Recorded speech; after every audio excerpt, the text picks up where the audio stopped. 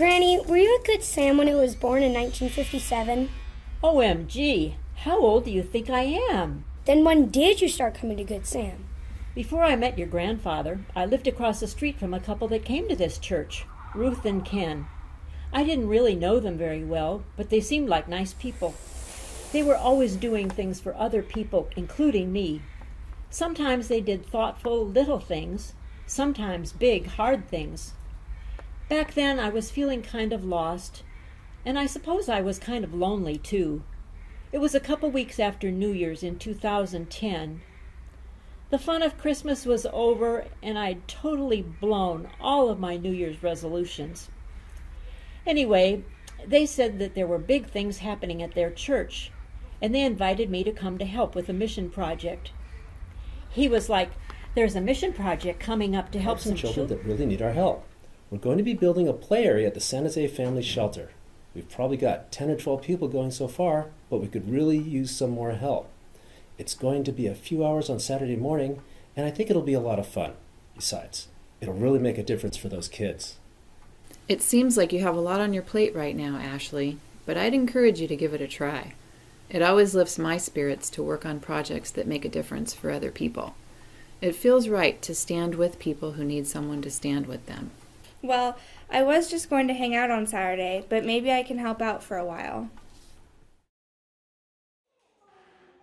I can't believe we finished this so fast. Just look at the faces of these kids. They're totally happy to have this. Hey, thanks for your help, Ashley. I'm so glad that we had enough people to get all this put together today. It helped a lot that you were here. Hey, tomorrow we're kicking off some new things at our church. For one thing, we'll be celebrating the completion of this play structure. The celebration is called The Bridge.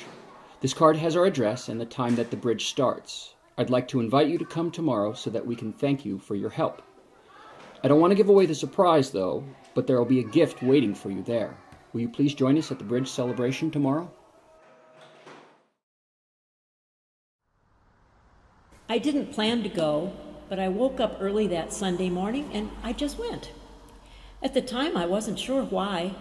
Did I want to see the people I met while working on the playground?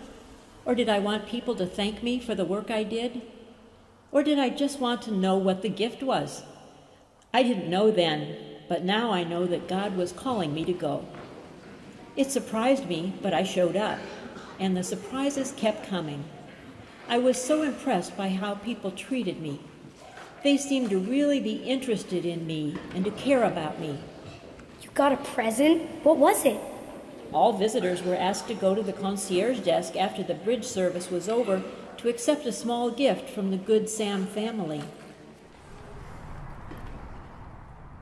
I'm really glad you came to visit us this morning. It sounds like you've accomplished quite a lot yesterday at the family shelter.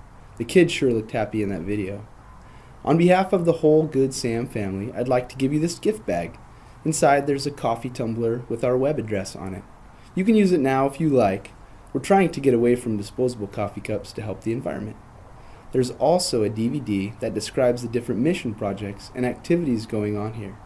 And there's a few other little things in there we hope you'll like. Also, can we get your cell phone number and or email address so we can occasionally send you a text message when special things are happening like the project you worked on yesterday? Sure. Hi, Ashley. You seem upbeat today. Have a good weekend? Hi, Fred. Yes, I really did. On Saturday, I helped build a playground for a bunch of kids who didn't have one. It was fun, and I felt really good about helping them out. It was like I really made a difference in their lives. Then one of the other playground builders invited me to the bridge celebration at Good Sam on Sunday. Good Sam is the group that sponsored the playground project. They thanked everyone who helped on the playground, and then gave me this coffee mug.